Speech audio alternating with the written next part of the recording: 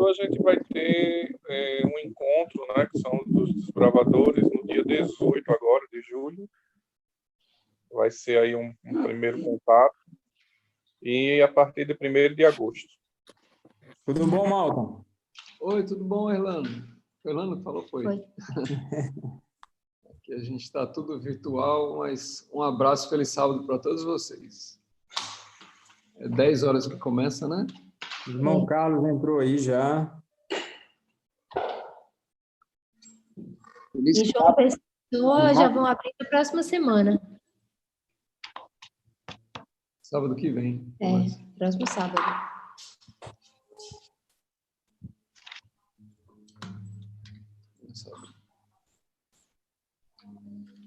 Aqui não, tio. Aqui não.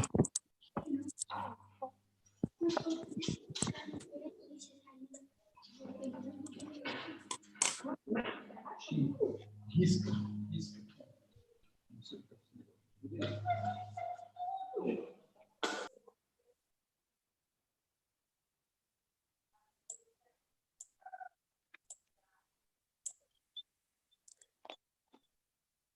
Irmão Carlos, o corredor mais veloz de Nova Parnamirim. Cara, veloz eu não sou, não, mas eu sou o mais persistente. E aí, tudo tranquilo com você? Tudo jóia, graças a Deus. E aí, como é que está a alimentação saudável e os exercícios físicos? Tudo jóia, tudo tranquilo. Depois que vira um hábito, a gente não larga mais, né? Pois é, já fez um ano, a gente nem parece que... Tem mais de um ano já. Eu fiz brinquedo para você. Você comeu todo o lanche? Não estou vendo, estou vendo o pão inteiro da lá e o suco.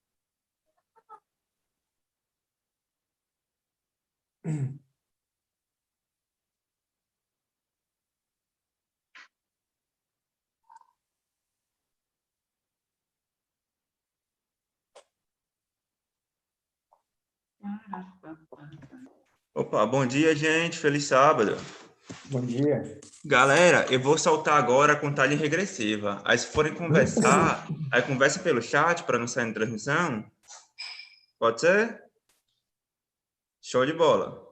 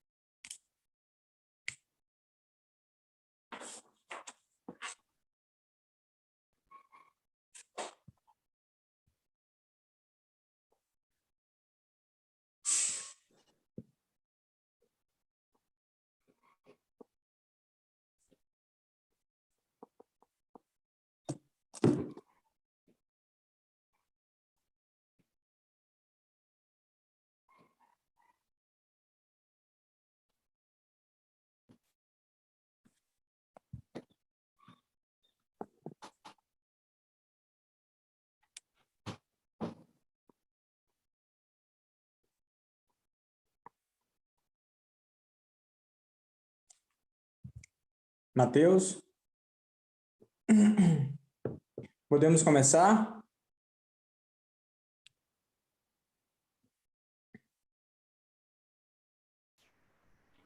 Bom dia, pessoal. Feliz sábado.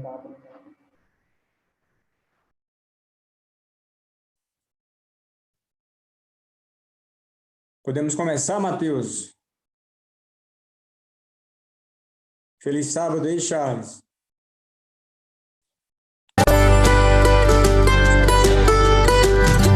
Sempre quando me ponho a ler, minha vida passo a reescrever. Até ouço o som da harpa de Davi e me transporto imediatamente para mim.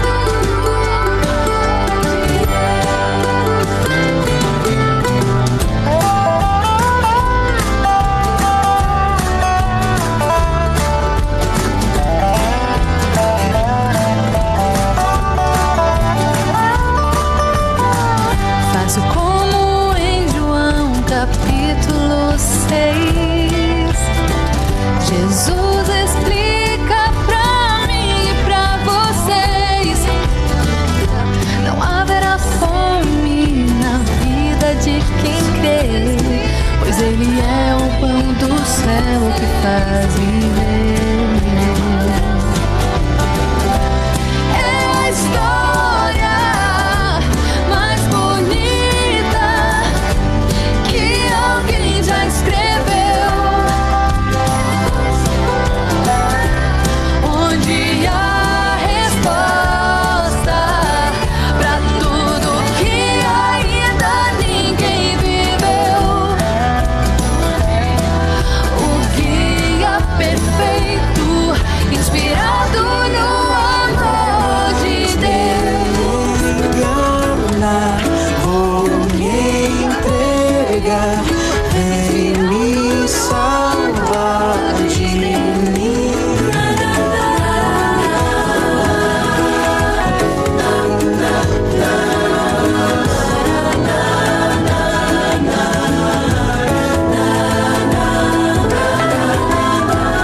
Inventando mil desculpas para escapar, terceirizando a minha culpa para disfarçar a minha covardia.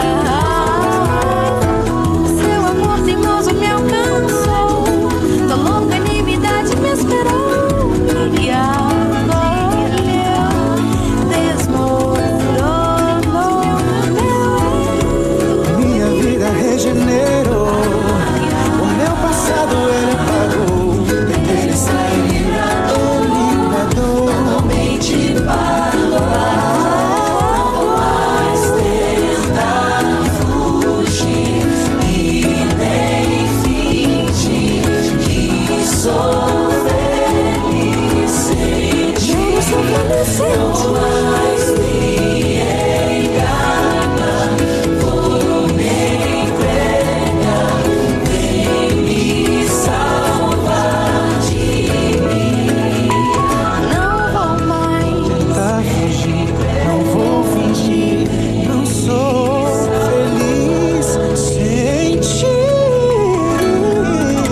Sem ti não sou feliz. Não mais me engana, vou me entregar, vem me salvar de mim.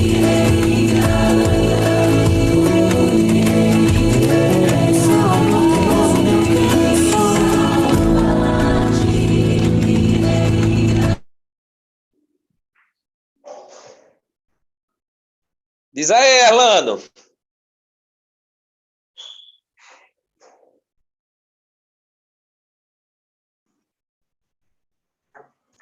Erlano. Liga aí teu som, danado. Obrigado, Valmir. Feliz sábado. Feliz sábado. Nós queremos desejar a todos vocês que estão aqui nos acompanhando, em nome da Igreja Adventista de Nova Parnamirim, um feliz sábado, que você seja abençoado nesta live que aqui teremos. Teremos aqui momentos agradáveis na presença do Senhor Jesus e com certeza você vai ser usado para abençoar seu irmão. Eu queria começar com um verso bíblico que está lá em Isaías 49, que diz o seguinte: que você guarde isso no seu coração. O Senhor Deus, ele nos diz: haverá mãe que possa esquecer seu bebê, que ainda mama e não ter compaixão do filho que gerou? Contudo, ainda que ela se esquecesse, eu jamais me esquecerei de ti, diz o Senhor Deus. Guarde isso no seu coração. Não importa o que você esteja passando, não importa as dificuldades que você esteja enfrentando, mas o Senhor Deus quer que você entenda que Ele jamais vai esquecer de você. Confie nele, confie no poder do nosso Deus. Nesta live nós teremos 2 momentos especiais.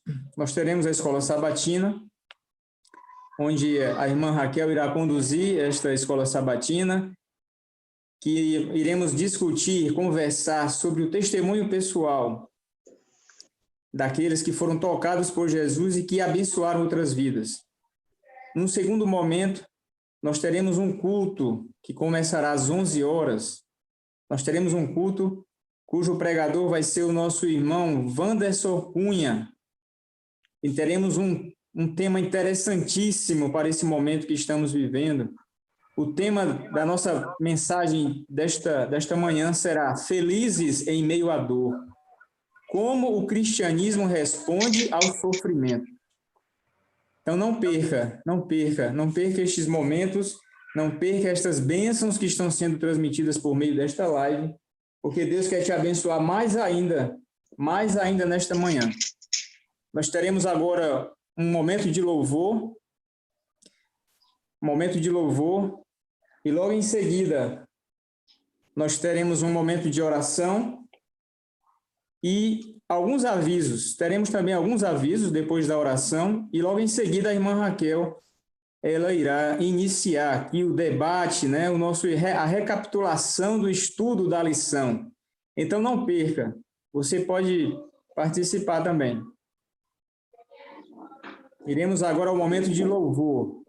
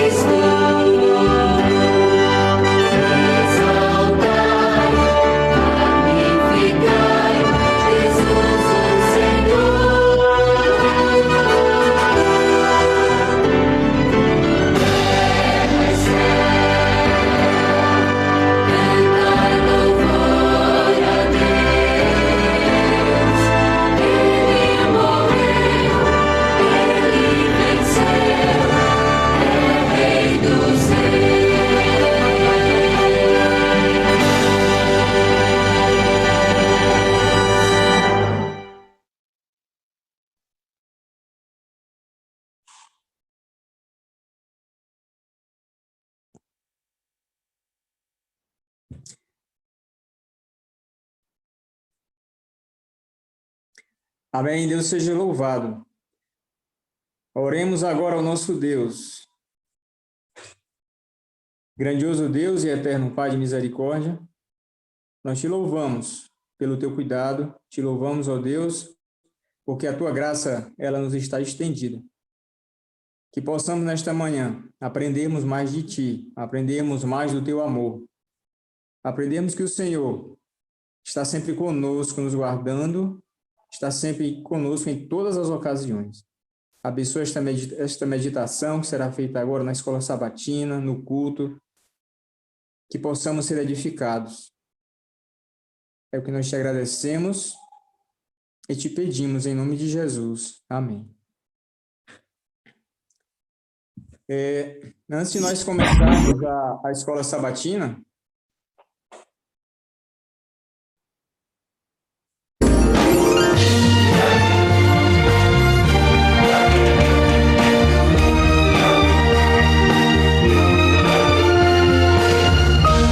Informativo Mundial das Missões.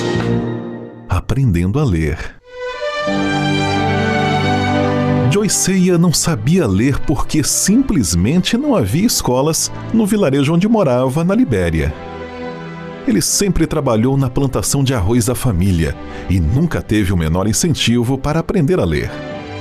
Certo dia, um evangelista adventista chamado Willie chegou no vilarejo para fazer uma série de pregações. Após um mês de pregações, todos os adultos daquele vilarejo e do vilarejo vizinho decidiram ser batizados. Joy foi um dos batizados. Ele amava Jesus e queria compartilhar também aquela mensagem, mas não sabia ler. Então o evangelista criou uma classe bíblica para os interessados que queriam aprender a ler, e Joy participou. Na primeira aula, Willie entregou uma Bíblia para cada participante e explicou como achar os textos bíblicos. Diariamente eles se reuniam para tentarem ler a Bíblia e oravam para que Deus abrisse suas mentes. Então, certo dia, enquanto o evangelista lia um verso bíblico, Joy percebeu que conseguia ler na sua própria Bíblia. Joy ainda percebeu que seus colegas também estavam conseguindo ler, para surpresa de todos, inclusive do evangelista Willie. Ao voltar para casa, Joy tentou ler outro livro, mas não conseguiu. Só conseguia ler a Bíblia. Essa história aconteceu em 1937 e Joy passou sua vida inteira lendo e pregando com entusiasmo sobre o Deus da Bíblia. Parte da oferta deste trimestre irá ajudar a construir uma escola de ensino fundamental em Buchanan, Libéria, uma cidade bem próxima do vilarejo onde Joy aprendeu a ler. Essa escola irá substituir uma escola destruída durante a Guerra Civil da Libéria, na década de 90. Por isso, sejamos liberais.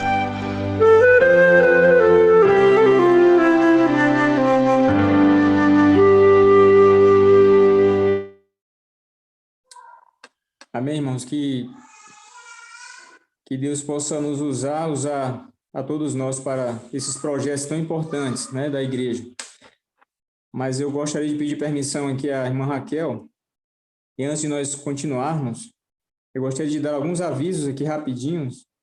Eu quero lembrar os irmãos que a nossa igreja está aberta até às 11h30 para receber os dízimos e as ofertas, né, daqueles que desejarem entregar pessoalmente na igreja, ok? Então, sinta-se à vontade para adorar ao nosso Deus também por meio dos dízimos e das ofertas, indo também na igreja e entregar pessoalmente.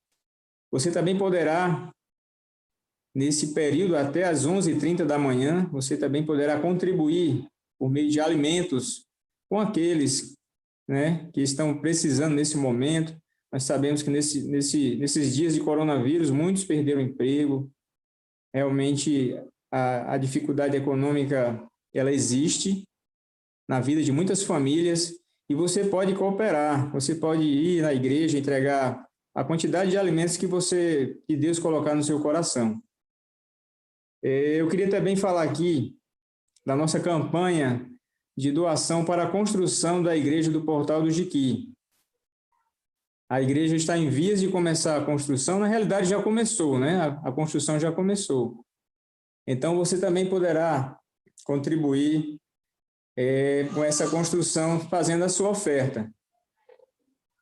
E, por último, eu gostaria de pedir também permissão à irmã Raquel, que a gente faça agora uma oração especial por todos aqueles que estão em dificuldade, por toda essa situação que estamos passando, né, no coronavírus, por aqueles que estão doentes, por aqueles que estão com problemas de saúde, que perderam seu emprego, por aqueles que realmente estão em dificuldades. Então, eu queria pedir aqui ao irmão Malton que abrisse o seu microfone e que ele fizesse essa oração especial, né, por essas pessoas que estão em dificuldades, por todos os projetos da igreja, pela escola sabatina e também pela vida de cada irmão que está aqui nesta live, pelo YouTube ou então pelo Zoom. Por favor, irmão Malton. Bom, oremos então. Querido Pai, nós estamos felizes porque mais uma vez podemos nos reunir, pelo menos virtualmente, mas podemos nos reunir e estudar a Tua Palavra. Nós estamos passando por momentos difíceis, Senhor.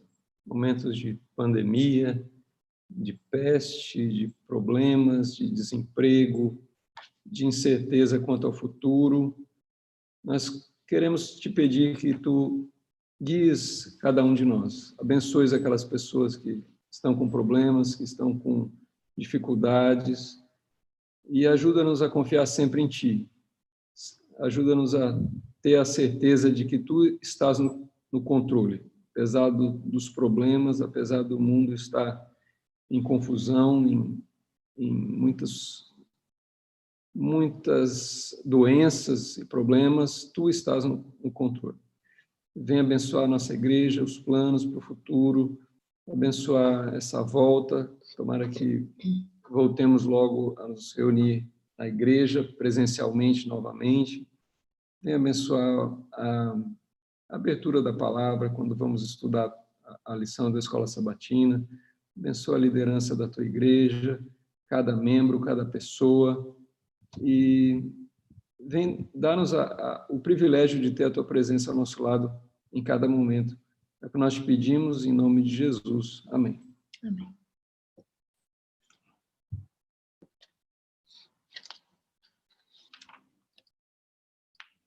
Já é com você, né? Então.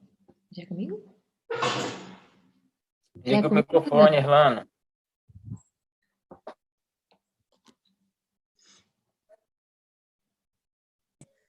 Desculpe. Nós teremos agora a recapitulação da lição, onde nós iremos até às 10:50, né? Recapitularmos, estudarmos e abençoarmos aqui uns aos outros. Que Deus nos abençoe. Amém. Bom dia, irmãos. Um feliz sábado. Espero que todos estejam bem, tranquilos, né? O sábado sempre é um dia de alento para a gente, né? A gente consegue, ainda que tenhamos problemas, é um momento que a gente consegue parar, se conectar ainda mais com Deus e descansar no Senhor, né? Então, que esse sábado seja tranquilo e em paz para cada um de vocês. Na lição dessa semana, nós estudamos sobre o testemunho, né? E eu fui olhar no dicionário o significado de testemunho e diz assim, que uma testemunha é uma pessoa que testemunhou, que assistiu a um acontecimento ou a um fato. E eu fiquei pensando, né, como nós podemos ser testemunhas de Jesus. Nós não o vimos nascer, nós não participamos da vida dele aqui na Terra, nós não o vimos morrer, nós não o vimos ressuscitar, nós não o vimos ascender ao céu novamente. O nosso testemunho precisa ser de acordo com a transformação que ele fez na nossa vida ou na vida de alguém, né? Eu posso testemunhar, Cristo mudou a minha vida, e eu posso testemunhar dizendo, Cristo mudou a vida de Malton. Eu sou testemunha de que a vida dele realmente mudou. E os dois testemunhos, eles são bem diferentes. O peso dele, eu acredito, deles são bem diferentes, né? Os pesos são bem diferentes. Uma coisa é eu dizer que a vida de Malton mudou, outra coisa é eu contar como a minha vida mudou. E para a gente discutir um pouquinho sobre a questão do testemunho, eu convidei o Vitor para falar um pouquinho sobre como foi a conversão dele, como essa conversão o ajuda a testemunhar, né? Como essa conversão, essa transformação que Cristo provocou na sua vida o ajuda a testemunhar as outras pessoas e o ajuda a levar outras pessoas a Cristo? Bom dia, queridos. Tudo bom? Bom dia. Tudo. Raquel, obrigado pelo privilégio de poder compartilhar um pouco da minha vida. Mas antes de falar alguma coisa sobre isso, eu estava agora assistindo pela internet uma mensagem muito linda do pastor Adolfo Soares, que é o reitor de todas as faculdades de teologia a nível divisão sul-americana. E a mensagem dele foi poderosa em nos mostrar algo que aconteceu com Jesus lá no Getsemane, onde os seus principais discípulos amigos estavam dormindo no momento que ele pediu para vigiar e orar. E ele fez um link daquele momento para os dias de hoje. Será que nós não estamos entendendo os sinais que estão acontecendo hoje? E ele falou que há 30 anos que ele está na igreja, nunca viu uma coisa dessas. E eu posso dizer, há 40 anos, eu não vi algo semelhante a esse. O mundo virá de cabeça para baixo. Será que a gente não está percebendo que esse é um dos sinais que o próprio Jesus relatou no capítulo 24 de Mateus, quando ele sinaliza o que iria acontecer um pouco antes de sua volta? Então, fica aí para vocês pensarem da importância dos dias que estamos vivendo hoje. Muito bem. Em 81, em junho, foi quando eu conheci a mensagem adventista. Cada um tem sua experiência, é óbvio, é algo particular, é sua. Você vivenciou, como Raquel falou. Muito fácil falar de Malton, mas é legal falar de mim. Muito bem. No meu coração havia o desejo muito grande de conhecer a Deus. Eu fui criado por uma mulher portuguesa, de sua origem. Meus pais vieram de Portugal. E ela, muito católica, ela me ensinou um pouco de religião no conhecimento que ela tinha, me ensinou um pouco de Deus dentro daquilo que ela conhecia. E eu, quando criança, eu era levado por ela todos os domingos à igreja. E em casa, todos os dias à noite, fazíamos um culto. Da forma dela, né? De ler lá um negocinho, rezar o terço, essas coisinhas, né? E ela tinha uma devoção muito grande ao segmento católico, muito grande mesmo. Bom, eu fui criado assim, né?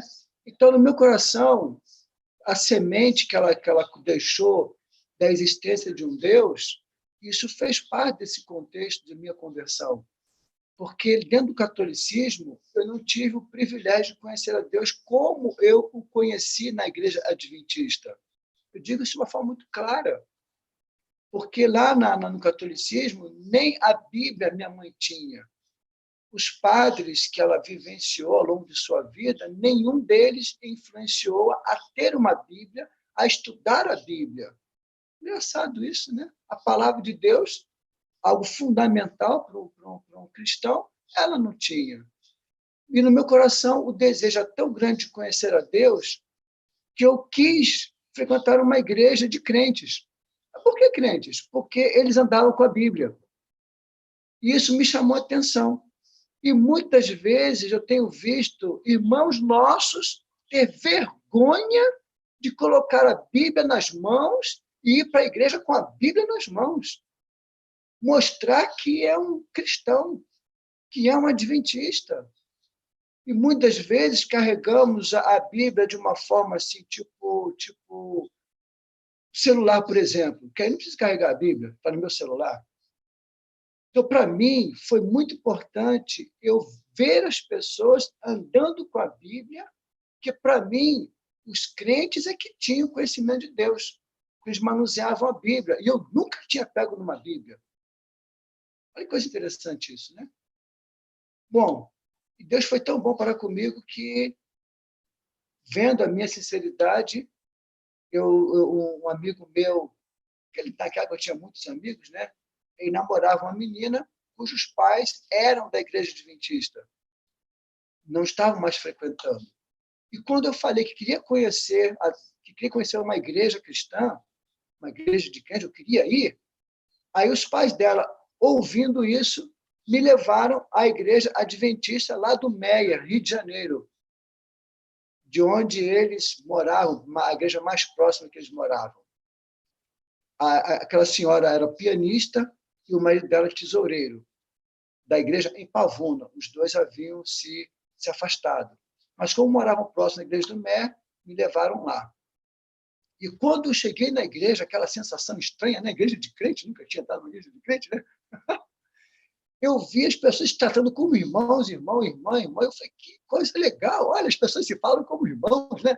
Se tratam como irmãos. E o que me chamou a atenção é que eles falavam muito da volta de Jesus.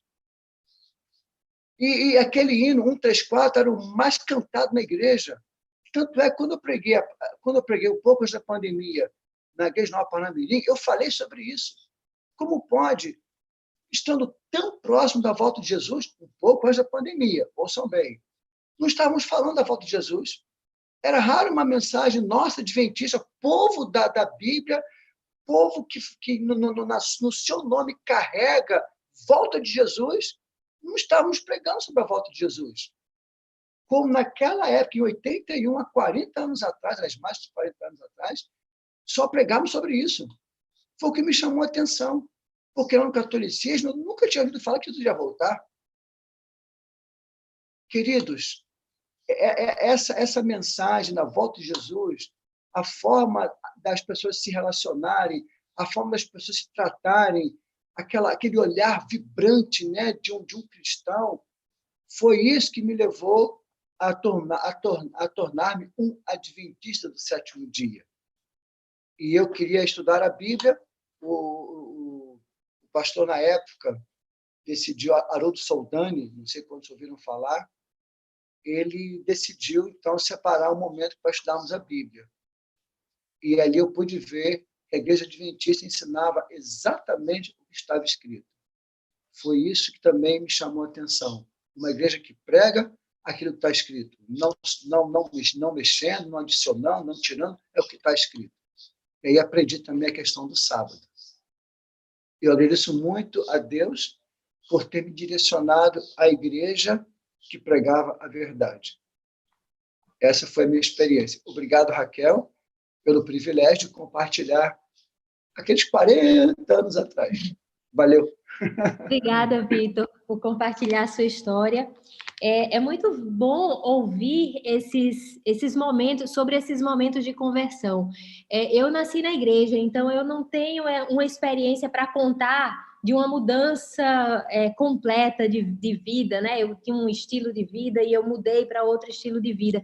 E eu fico encantada quando eu escuto alguém contar o seu momento de conversão, de mudança completa de vida. E eu tenho certeza de que a vida de Vitor foi impactada pelo testemunho, pelo estudo da Bíblia, e essa mudança na vida de Vitor provocou uma mudança na vida de muitas pessoas que o cercavam, muitas pessoas que entram em contato com Vitor, que têm relacionamentos com Vitor. Vitor tem a sua vida impactada pelo seu testemunho. Mas nem sempre, eu tenho certeza que isso é uma coisa muito bom para o Vitor, né? Sentir o impacto desse testemunho na vida das pessoas, né? Eu acho que a sensação que você tem de ver a vida de alguém transformada por causa do seu testemunho é uma coisa que não se iguala com nenhum sentimento.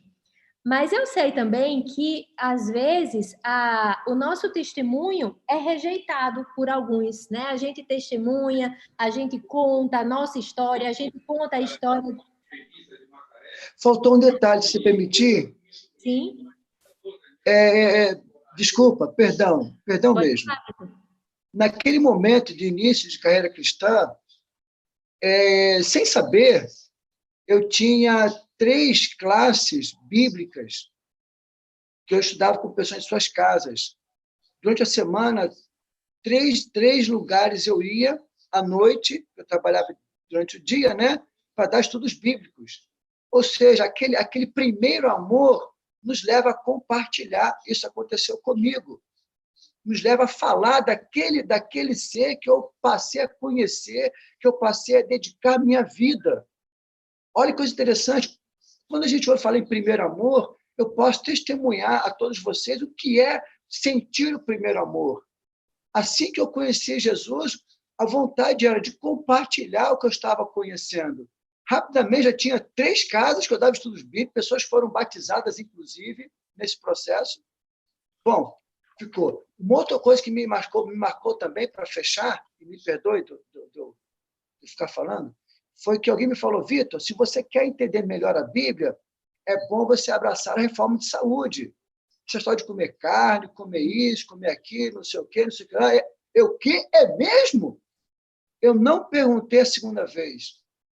Naquele momento, nunca mais comi carne, toparei refrigerantes, café, não sei o quê, aquela lista enorme de coisas que eu deveria deixar. Eu não sabia de nada como é que eu faço para substituir. Eu não conhecia essa palavra, substituir. Eu só aprendi a deixar. Substituir eu não sabia. Olha o tamanho da minha ignorância. Certo dia, numa lojinha de produtos naturais, beleza, maravilha e tal, inclusive uma loja dos céus, lá na Praça da Bandeira, Rio de Janeiro, eu peguei um saquinho, germe de trigo. E imagina a cabecinha de um menininho, né, 20 e poucos anos, germe de trigo. E você acha que eu olhei para o saquinho e comecei a procurar? Imagina a cena, procurando um bichinho, que é germe, né?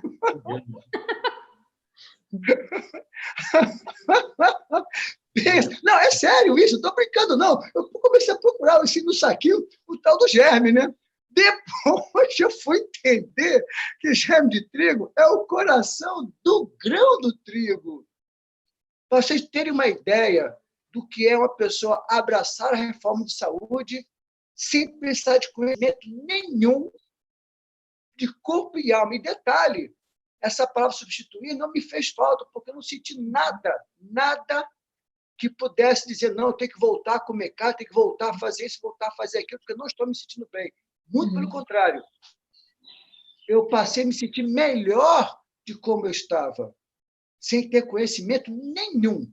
Somente porque o irmão falou: Vitor, se você quer conhecer melhor a Bíblia, é bom você abraçar a reforma de saúde e deixar de comer isso e aquilo. Só por isso aí eu parei tudo. Não foi um sermão, não foi um médico falando, nada disso. E como eu sou grato a Deus por esse irmão, que até hoje eu sigo essa linha da reforma de saúde. Valeu. Obrigado, linda. Obrigada, Vitor. Realmente a conversão transborda em todos os sentidos, né? Não é só na questão espiritual. Mas algumas vezes o nosso testemunho não surte efeitos na vida de alguém. E eu já ouvi algumas pessoas ficarem chateadas, né? Deram um estudo bíblico, falaram, né? Contaram o seu testemunho, o testemunho de outras pessoas, e aquilo não surtiu impacto, não mudou a vida daquela pessoa. Como é que a gente deve se comportar quando isso acontece? A gente deve ficar chateado, abandonar aquela pessoa e dizer: olha, aquela ali, só Jesus na causa, eu não tenho mais nada que fazer, eu já fiz a minha parte. O que você acha, Mauro? Olha, a lição de segunda-feira fala que, às vezes, o testemunho é rejeitado, né? E é rejeitado até em ocasiões incríveis, por exemplo, a ressurreição de Jesus. A pergunta vem falando sobre Marcos 16, quando 3 mulheres foram, Maria, mãe de Tiago, e Salomé, foram até o sepulcro, encontraram um rapaz vestido de branco, né? Um jovem, e ele disse: olha, Jesus não está aqui, ele ressuscitou. E mesmo recebendo essa informação de que ele tinha ressuscitado, nenhuma delas contou. Segundo Marcos, porque cada evangelho conta alguns detalhes de maneira diferente, né? Mas no verso 9 vai falando que Maria Madalena viu a Jesus ressuscitado. Jesus visitou Maria Madalena. E a partir daí ela testemunhou. E ela foi até os discípulos e disse o seguinte: olha, eu vi Jesus ressuscitado. É um testemunho vivo, né? Eu vi. E eles estavam tristes e choravam. E o verso 11 vem falando o seguinte: ouvindo que ele vivia e que fora visto por ela, não acreditaram. Né? Não acreditaram. Mesmo com esse testemunho vivo da ressurreição, eles não acreditaram. E, às vezes, o nosso testemunho é rejeitado. Aconteceu comigo também no meu trabalho agora. Eu tenho um amigo que é um colega de trabalho que ele é judeu. E a gente conversando sobre a Bíblia, Aí eu fiquei perguntando, e Jesus, né? Por que vocês não aceitam Jesus? E Jesus não é o Messias de vocês? Aí ele diz, não, o Messias ainda vai vir. Estamos aguardando o nosso Messias. E ele falou assim, quando ele vier, ele não vai ser um Deus, ele vai ser um ser humano, como qualquer um de nós. Ele vai ser um...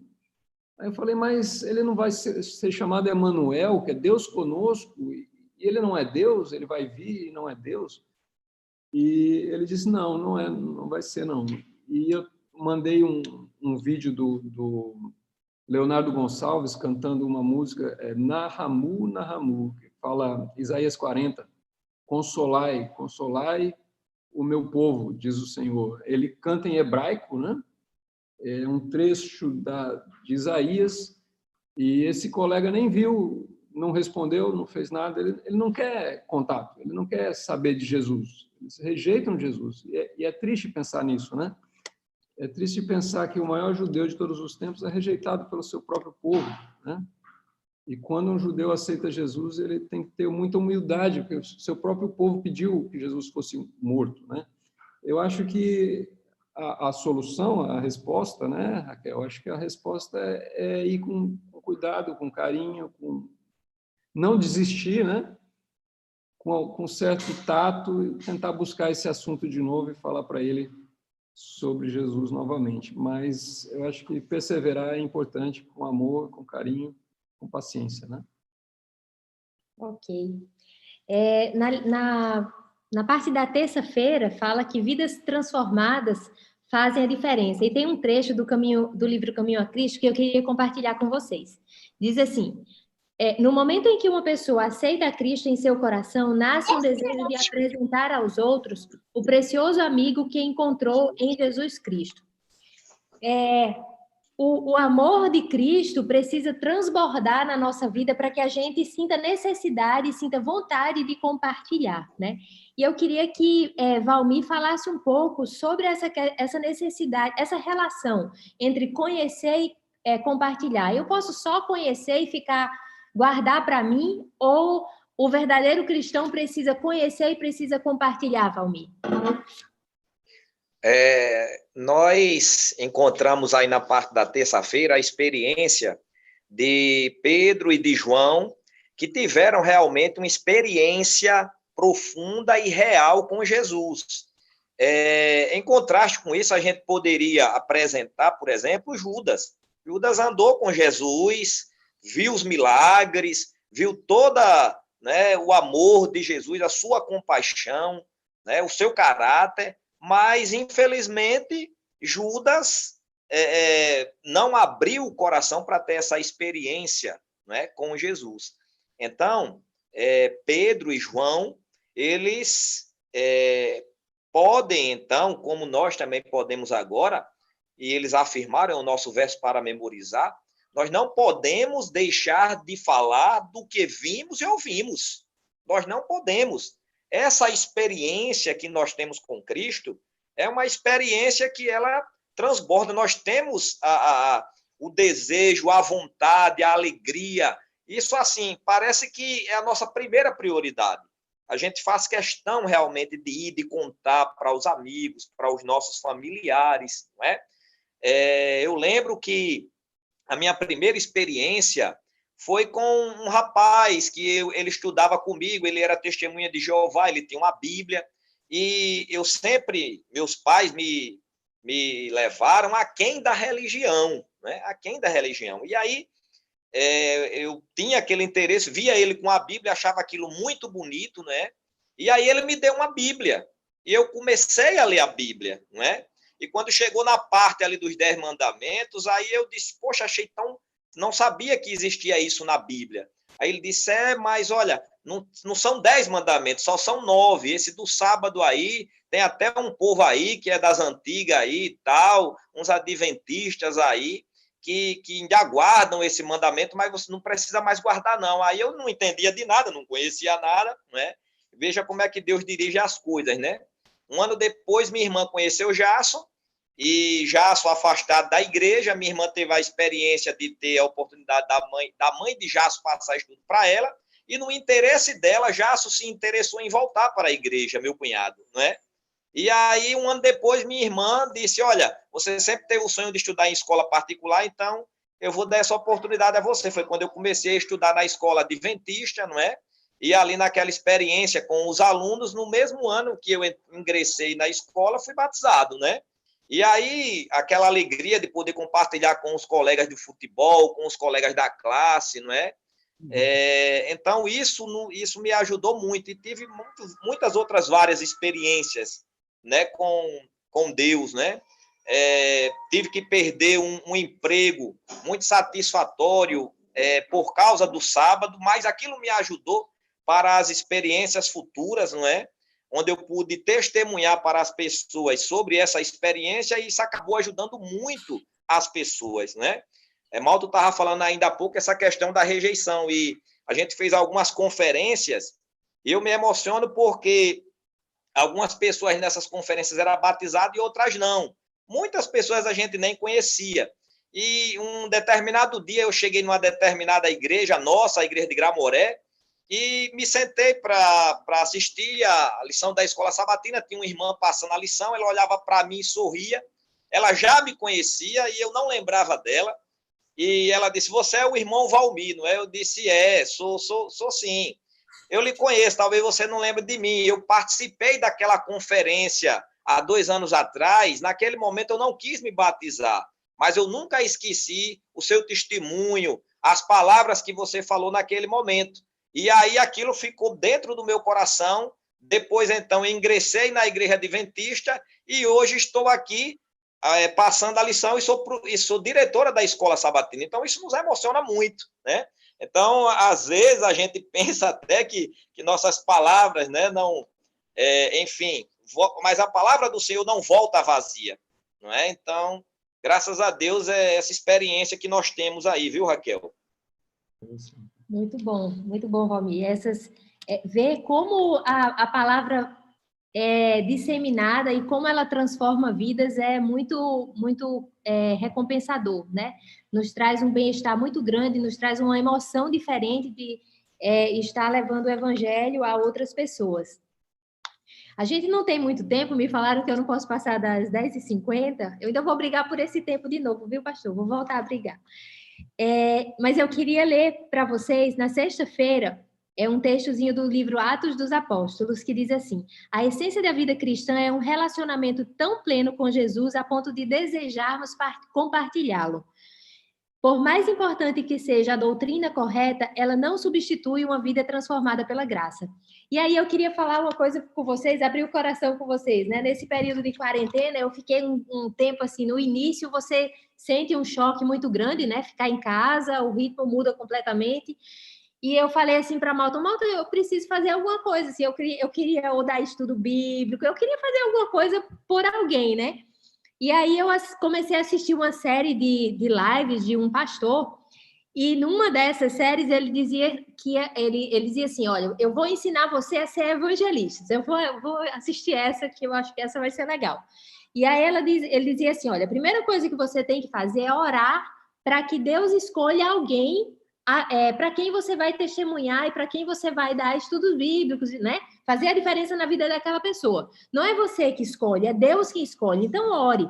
E amanhã você já vai começar a ouvir a minha live com isso na cabeça, com a pessoa escolhida na cabeça.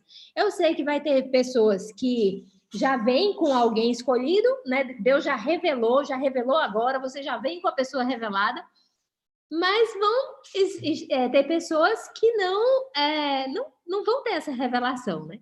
E aí eu orei, passei o dia orando e nada de revelação. Aí Malton falava assim, fulano, não, Deus não me mostrou fulano, não. Fulano, não, Deus também não me mostrou fulano, eu vou esperar, eu quero a revelação.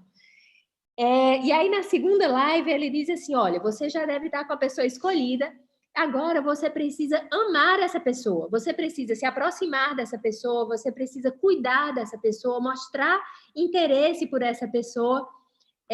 E aí eu fiquei entre a cruz e a espada. Agora eu não tenho nem a pessoa, vale quem que eu vou amar, né? E aí já se passaram as 2 semanas e nada de aparecer a pessoa.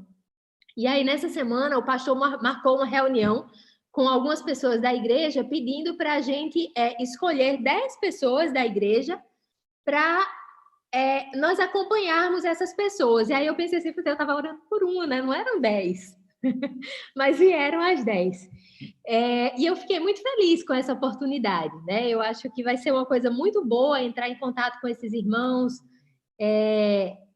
cuidar desses irmãos, né? E eu acho que nós precisamos começar a pensar nisso, né? Eu sei que existem pessoas que naturalmente são evangelistas, pessoas que têm muita facilidade, que chegam perto de alguém e já falam de Jesus, mas existem outras que não, né? E durante esse trimestre a gente vai aprender como fazer isso, né? Mas nós precisamos nos colocar nas mãos de Deus para que nós consigamos fazer da forma certa e para que Ele coloque essa vontade no nosso coração, né?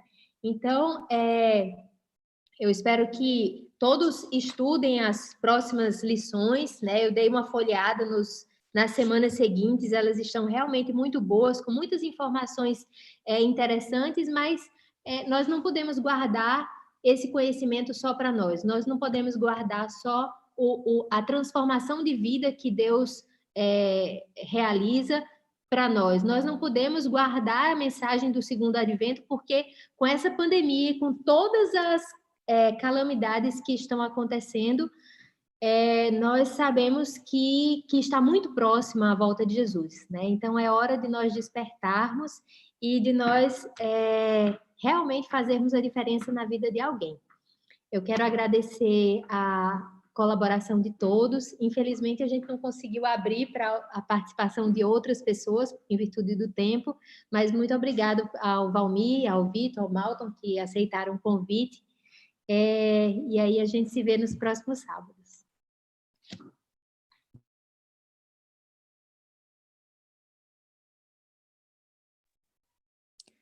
Deus seja louvado. Nós teremos agora a participação, né, especial desse momento infantil.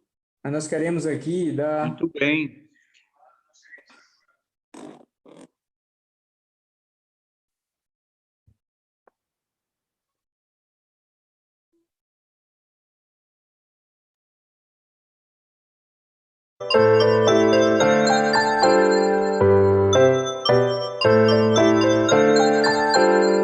Chegou a hora de adorar ao Senhor. Chegou a hora de ouvir do seu amor. Lindas histórias que vêm lhe ensinar a sempre em Deus confiar. Chegou a hora de adorar ao Senhor. Chegou a hora de ouvir do seu amor. Vem, amiguinho, comigo sentar e vamos quietinhos ficar, prestando atenção em adoração.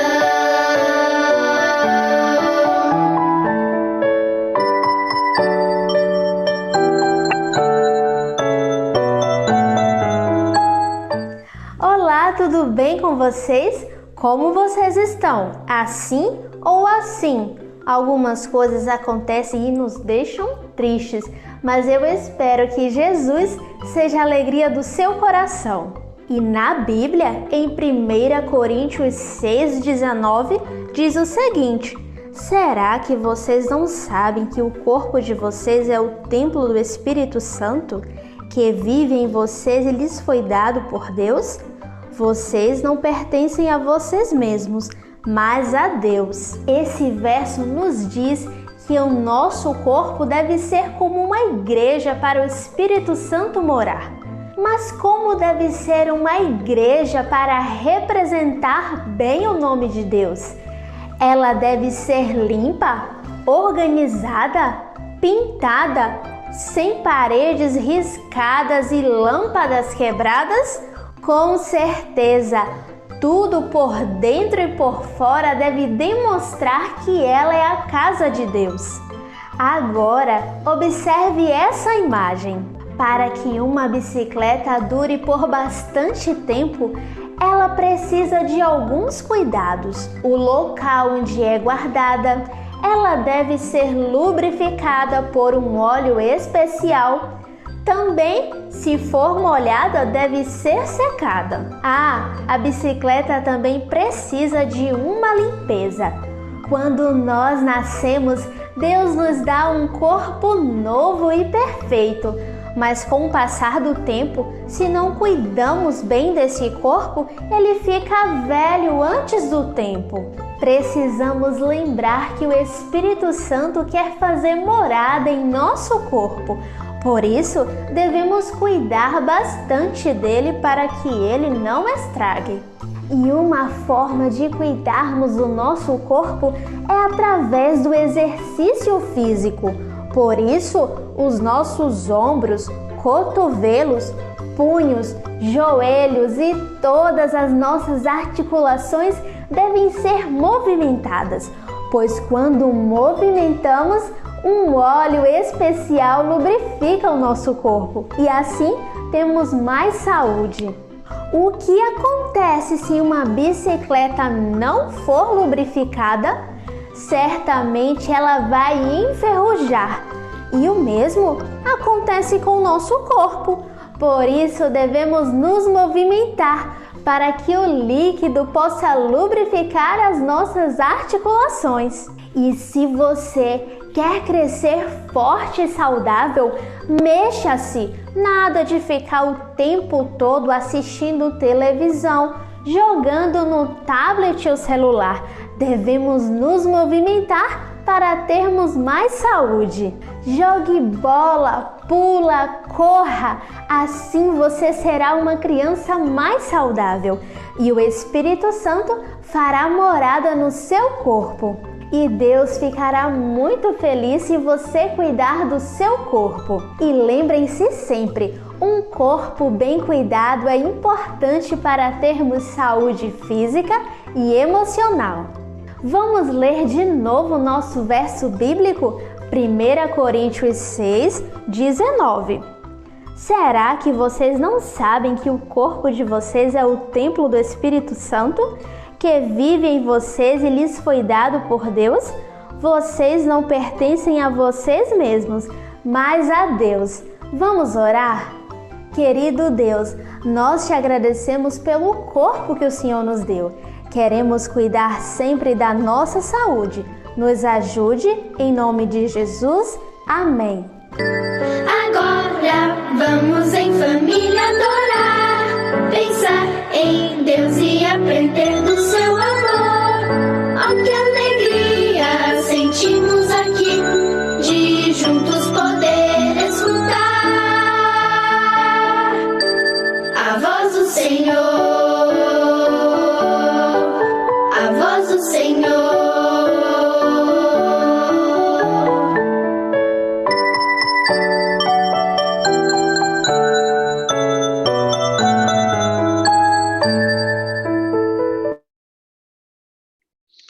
Muito bem, nós cumprimentamos aí todos vocês que estão nos acompanhando, tanto pelo Zoom quanto pelo YouTube. Para nós é uma grande alegria poder ter você aqui conosco. Obrigado pela participação excelente na Escola Sabatina, foi muito bom o estudo da lição, e gostaria de compartilhar com você uma passagem da Palavra de Deus que está no livro de Provérbios. Provérbios, capítulo 3, nós vamos ler o verso 9 e o verso 10. Diz assim: honra o Senhor com os teus bens e com as primícias de toda a tua renda, e se encherão fartamente os teus celeiros, e transbordarão de vinho os teus lagares. Eu não sei se você consegue ver, eu estou aqui na nave da nossa igreja em Nova Parnamirim.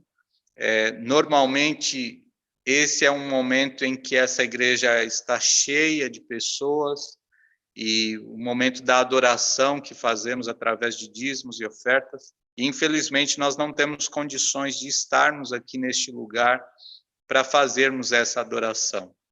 Mas eu queria dizer para você que a igreja ela está aberta.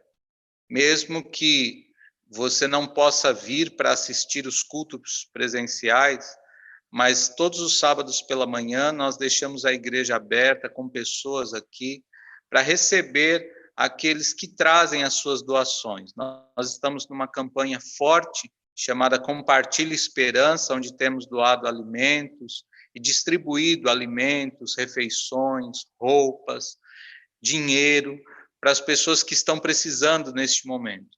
Você pode fazer parte desta campanha, você pode nos procurar, a mim como pastor, ou ao André, ou a Joyce e a Juliene, que estão envolvidas aí nesse projeto. Você pode nos chamar, que estaremos à disposição para buscarmos a sua doação e para compartilharmos essa doação com aqueles que necessitam. E também a igreja está aberta para receber a adoração de cada um dos irmãos através de dízimos e ofertas. Se você também não tem condições de vir à igreja, pode nos procurar, que nós iremos até você para fazermos esse processo da sua fidelidade com Deus através de dízimos e ofertas. Nós vamos assistir ao Provai e Vede, e que essa história que nós vamos assistir seja inspiradora para todos nós.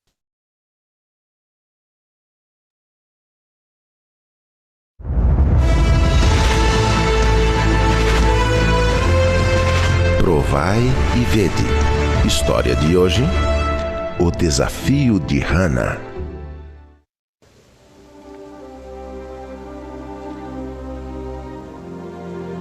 Senhor, eu estou sozinha com os meus filhos. Preciso de ajuda espiritual. Me ajude, Senhor, a encontrar o teu caminho.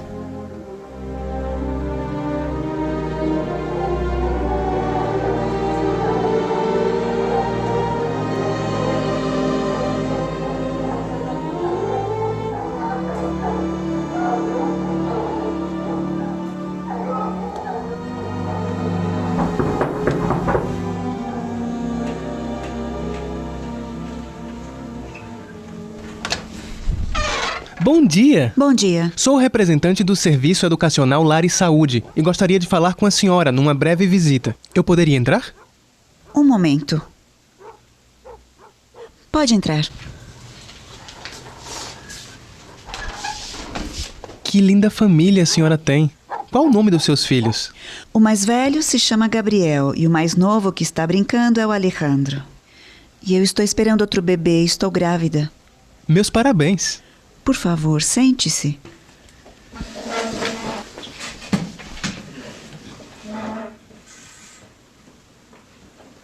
O objetivo da minha visita é apresentar um material muito útil para a família, como, por exemplo, esta Bíblia. Completamente ilustrada, com pinturas de artistas famosos, contando a história de Jesus.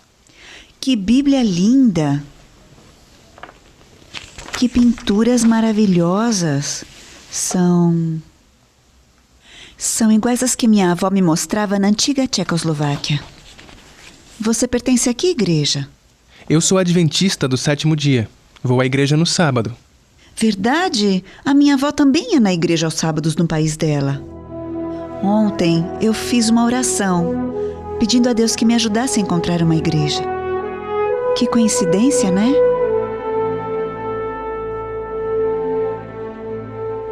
Naquele dia, Hannah comprou O Desejado de Todas as Nações e também outro livro de cozinha. Tive a oportunidade de orar por ela, pelos seus 2 filhos e também pelo bebê que logo nasceria. Depois, lhe entreguei um folheto com o endereço da igreja. No nosso trabalho como comportores, não podemos saber o que vai acontecer com as pessoas que recebem os livros que distribuímos. Porém, eu fui abençoado 4 anos depois, em um encontro de comportagem que foi realizado na Universidade Adventista do Plata. Naquele dia, vi a Hannah novamente, dando seu testemunho diante de todos os colportores. Ela comentou que depois da visita de um colportor, foi à igreja, estudou a Bíblia e se batizou. Hoje em dia, tenho o enorme prazer de ter esta linda família como meus amigos. Aquela bebê que estava por nascer se chama Natália e é fisioterapeuta. Alejandro, segundo filho, é pastor e diretor do Centro Adventista de Vida Saudável de Missões. E Gabriel, o primogênito, também é pastor e dirige a Casa Publicadora da Argentina. Hannah está aposentada e vive em Libertador, San Martín. Aquela visita do colportor mudou a minha vida. Depois, já batizada, eu também me uni à colportagem e tive como diretor o pastor Carlos Fernandes. Eu vivo em San Juan. Estou trabalhando no meu último distrito pastoral e em breve vou me aposentar. Agradeço a Deus pela obra que Ele fez em minha vida todos esses anos, pela experiência maravilhosa da colportagem e por ter a certeza de que muita gente estará no céu por causa desse trabalho. Agradeço a Deus também pelo ministério pastoral, pois me permitiu batizar muitas pessoas e, dessa forma, tocar o céu com as mãos. Provai e vede. Que lindo testemunho de fé do nosso querido pastor Carlos Fernandes. Agora, quero convidá-los a participar deste momento de adoração, através dos nossos dízimos e ofertas. Que Deus os abençoe. Nesse momento, então, vamos fazer uma oração pelos dízimos e pelas ofertas. Oremos. Senhor nosso Deus, amado Pai, te agradecemos, Senhor, pelo teu cuidado, proteção para com todos nós, e te agradecemos também, Senhor, pelos dízimos, ofertas e todos os recursos que têm chegado à tua casa. Que esses recursos sejam utilizados, ó Deus, sobre as tuas bênçãos, para o engrandecimento da tua obra e o breve retorno de Cristo Jesus. É o nosso desejo e oração, e o fazemos em nome de Jesus. Amém. Muito bem, que lindo testemunho. Nós temos aqui na nossa igreja um colportor por excelência, né, que é o nosso irmão Vitor. Meus parabéns aí, irmão Vitor, também, pelo dia do colportor.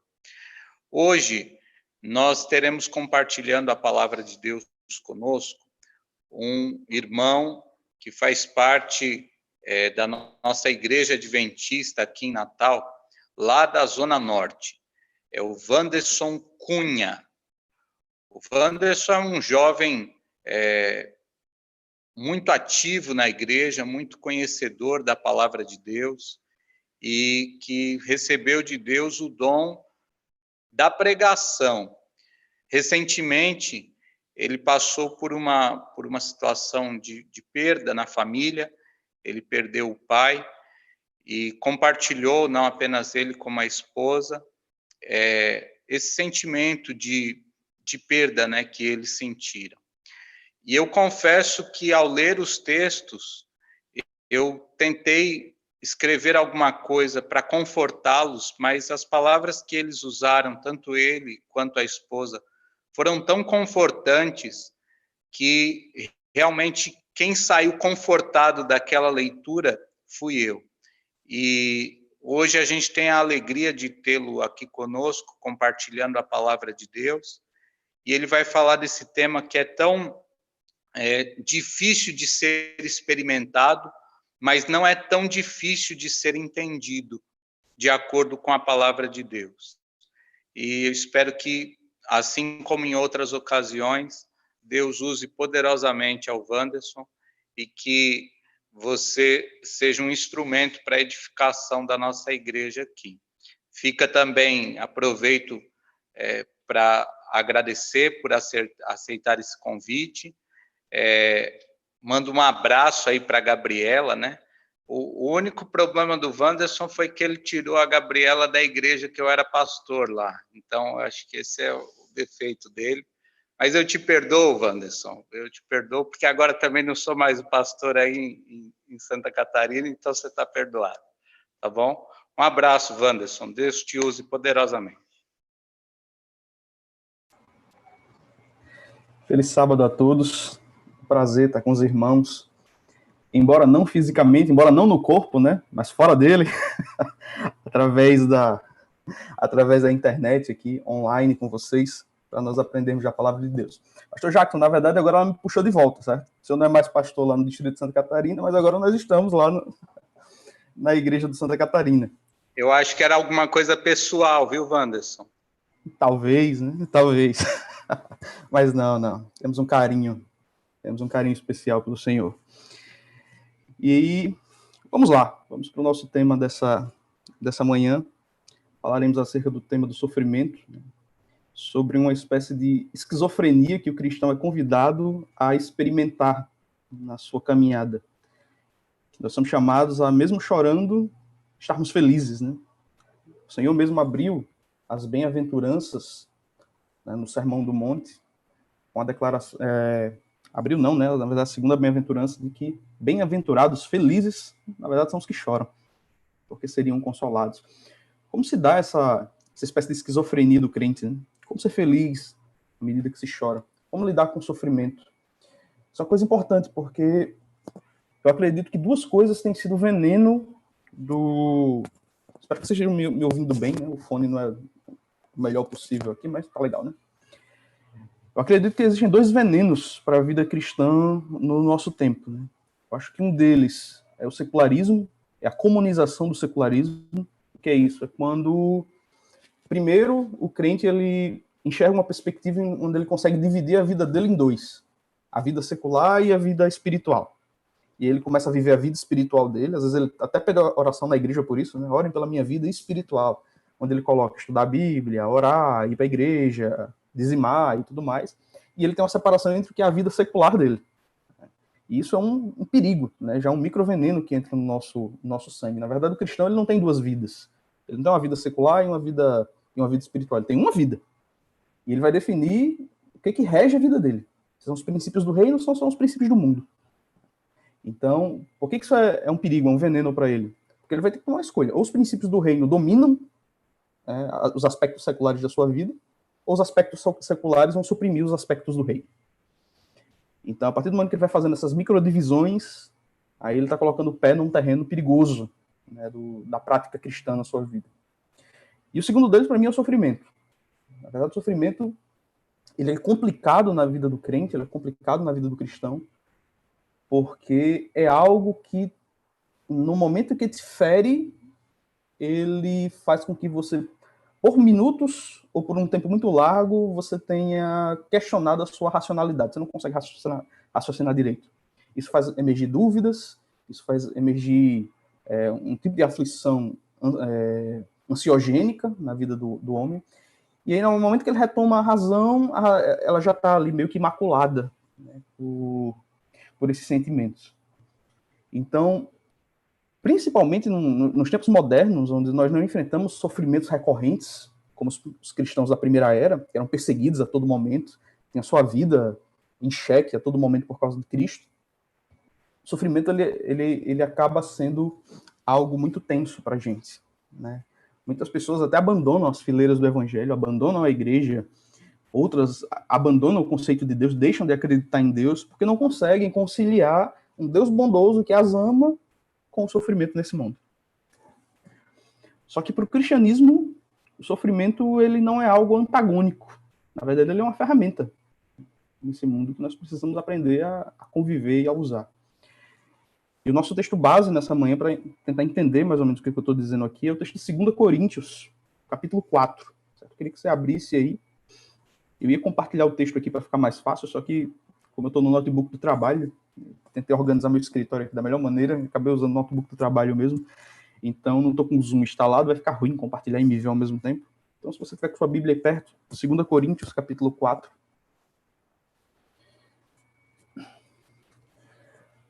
O contexto da carta de 2 Coríntios, eu quero explicar bem aqui, contextualizar o conteúdo da carta, para que você entenda o conteúdo do que Paulo quis passar para a gente.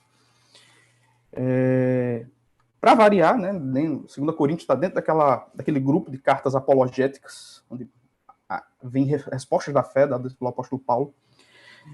E haviam falsos mestres na cidade de Corinto, confrontando a doutrina de Paulo. Ou seja, a pregação deles ia em desacordo e em conflito com aquilo pregado pelo apóstolo Paulo. Só que pelo que Paulo relata, principalmente no capítulo 11 da segunda epístola, a questão aqui não era apenas o confronto de doutrina entre os falsos mestres e o apóstolo. Na verdade, os falsos mestres, além de confrontar a doutrina, eles estavam usando uma trapaça argumentativa que no nosso tempo hoje a gente chama de ad hominem. O que é isso? É tentar descredibilizar aquela pessoa que está falando para que as suas palavras, o seu ensinamento também caia em descrédito. E eles faziam duas acusações a Paulo. Vocês podem conferir isso depois fazendo uma leitura do capítulo 11, aqui de 2 Coríntios. Havia pelo menos duas críticas, dois ataques que eles faziam a Paulo pessoalmente para tentar descredibilizar seu ministério. O primeiro deles era o fato de Paulo não cobrar para pregar. Alguns comentaristas dizem que os falsos mestres eles cobravam para trazer a mensagem para a igreja de Corinto. E, na verdade, o povo reagia com que quanto mais o cara cobrasse, mais poderoso era o ministério, melhor era a pregação. E aí é no capítulo 11 que Paulo vai falar, as palavras que normalmente a gente usa nos estudos bíblicos, acerca de dízimos e ofertas, né? Ele vai falar que todo trabalhador é digno do seu salário. E que ele poderia receber ofertas da igreja de Corinto. Mas ele escolhia não fazê-lo, para não pesar na igreja e para que ele não fosse confundido com os falsos mestres. E a segunda crítica, né, ao ministério de Paulo é a que vai mais nos interessar hoje pela manhã, que eram os sofrimentos de Paulo. O que os falsos mestres diziam, segundo alguns comentaristas da segunda carta aos Coríntios?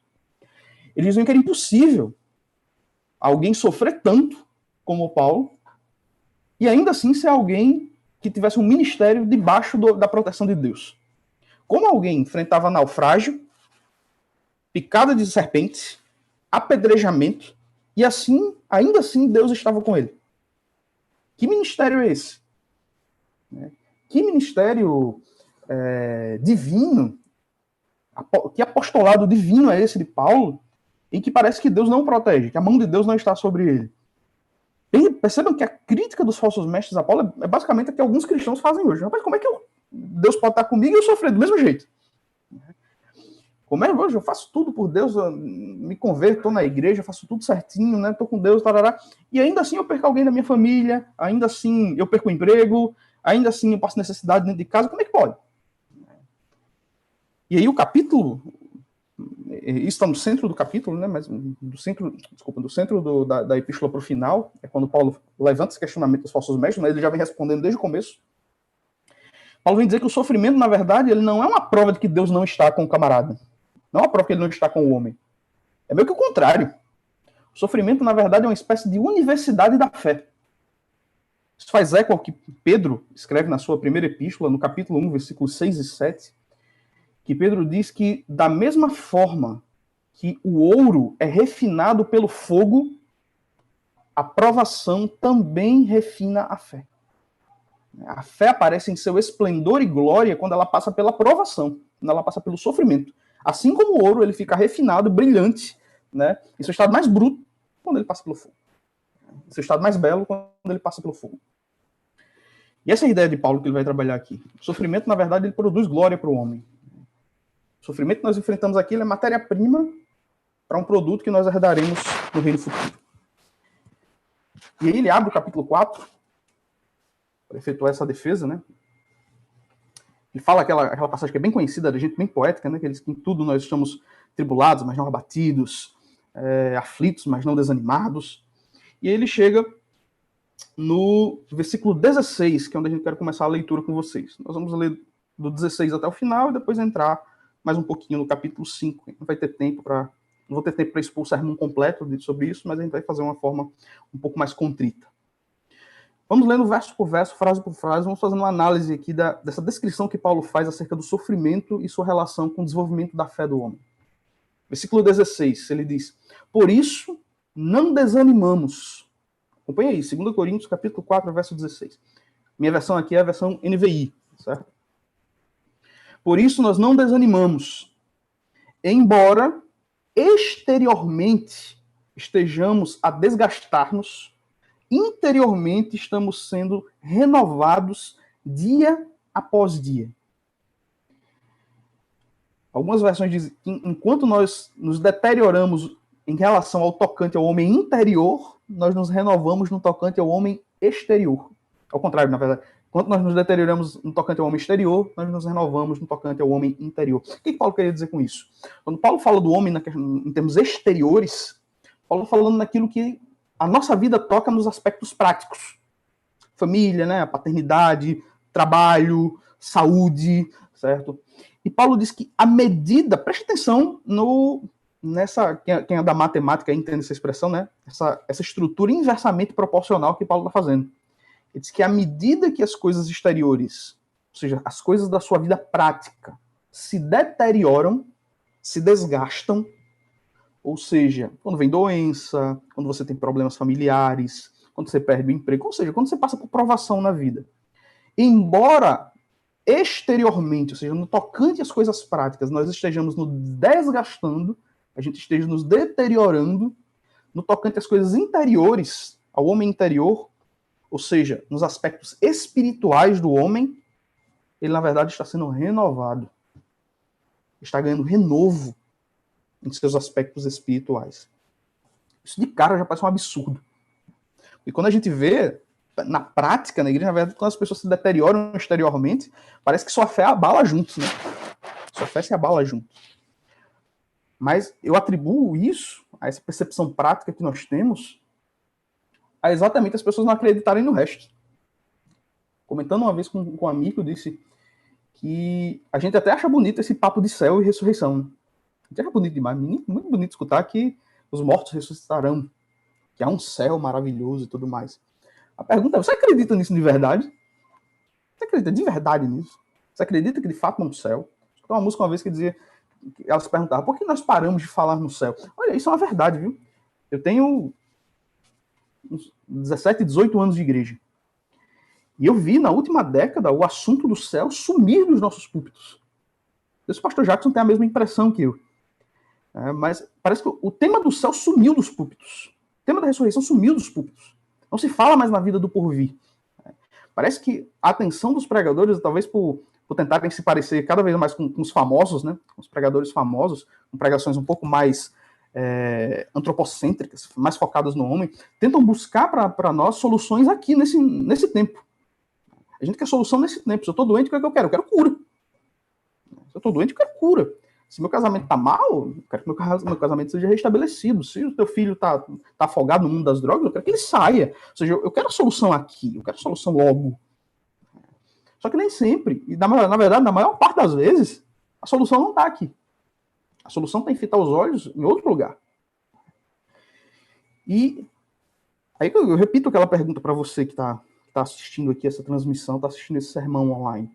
Você acredita mesmo nisso? Você acredita mesmo no céu? Você acredita mesmo na ressurreição? Ou é só uma história bonita para você? Porque se para você for só uma história bonita, né, só um conto de fadas legal, algo que é bacana de dizer para acariciar o coração, no momento que o sofrimento vier, no momento que o homem exterior se desgastar, o interior vai desabar junto. Ele só não desaba as colunas, as vigas que sustentam o homem interior, são a sua crença amparada e fixada nessas promessas, de que de fato há céu, de que de fato há ressurreição, de que de fato há transformação. E continua no texto, no verso 17. O texto diz, pois os nossos sofrimentos... Olha como é que Paulo descreve isso, cara. O camarada diz, ou era louco, ou era uma fé muito grande. Eu acredito na segunda tese. Ele diz, pois os nossos sofrimentos leves e momentâneos estão produzindo para nós uma glória eterna que pesa muito mais do que eles. Amigo, Paulo passou por apedrejamento, mais bacana, apedrejamento, foi envenenado, picado por uma serpente, o navio que estava naufragou, o cara era expulso das cidades por onde entrava pelos judeus, ele não tinha paz para pregar, ele ia num canto, pregava, quando ele saiu, os falsos mestres vinham desfazer o que ele tinha falado, confrontado o tempo todo, ele tinha que ficar mandando cartas para as igrejas, para que as igrejas não se perdessem doutrinariamente. Ele fala de um espinho na carne que tinha, que a gente não sabe o que é, mas devia ser algo que incomodava muito. Ou seja, o cara não tinha paz na vida, mesmo. Não tinha paz na vida. Ele abdicou da vida pelo evangelho e ainda assim não tinha paz. E como é que ele chama isso? Sofrimentos leves e momentâneos. Meu irmão, pensa comigo. Se isso aí que Paulo sofreu é leve e momentâneo, imagina o que tu tá passando. Faz uma medida aí. Tira uma medida aí. Se apedrejamento, naufrágio, picada de cobra, gente falsa por trás, descendo um sarrafo, tudo isso junto, Paulo chama de sofrimento leve. Rapaz, talvez o que a gente esteja passando seja um micro sofrimento, né? E Paulo ainda diz, ele ressalta, talvez a expressão mais importante do verso, é momentâneo. Ele diz que é algo que é momentâneo, é transitório. Tem começo e tem fim. E é uma expressão bacana, porque ele diz que isso está produzindo em nós um peso de glória, uma glória eterna. É mais uma expressão inversamente proporcional dele. Mesmo jeito que lá no versículo 16 ele disse que enquanto o homem exterior se deteriora, o interior se renova, à medida que nós sofremos aqui, nós estamos produzindo um peso de glória para nós, uma glória eterna. Se tiver oportunidade, procura aí para comprar um livro do C.S. Lewis. Foi idealizado em cima dessa passagem. O nome do livro é O Peso da Glória. Quando ele fala especificamente sobre esse tema do sofrimento na vida do cristão. Acho que vai ser muito útil para vocês. Mas essa expressão é muito bela.